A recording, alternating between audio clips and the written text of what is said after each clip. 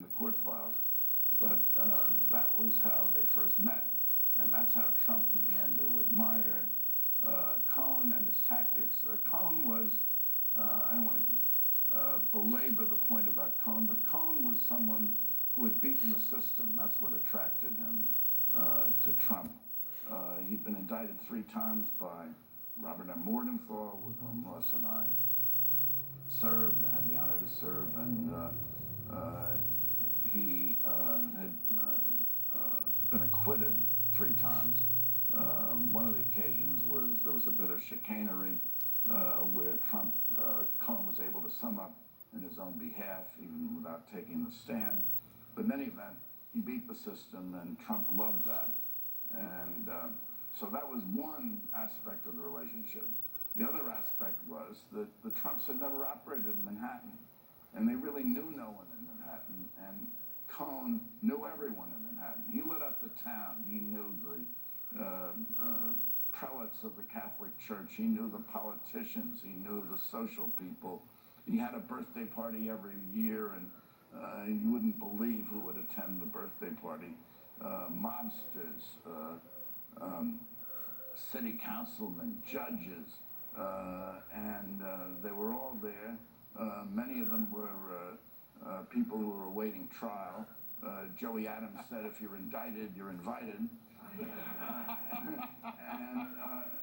Trump met all of them. But principally, he wanted to build buildings in Manhattan. And to do that, there would, builders had 2 options. One was to use structural steel, which was less expensive, and the other was to use poured concrete, which was more expensive, principally because the poured concrete business was controlled by mobsters, by Paul Castellano and by Fat Tony Salerno. Castellano was later gunned down on a New York street, and Salerno was sentenced to a long prison term and really died while in custody. And Trump, for some strange reason, opted to construct Trump Tower out of poured concrete. And in constructing Trump Tower, out of poured concrete, he had to deal with mobsters. He had to deal with the Teamsters president, John Cody, whose girlfriend got 4 apartments in Trump Tower, even though she had no visible means of support. And so during the time of construction, the whole thing is a story of, and you could write a book just about the construction of Trump Tower.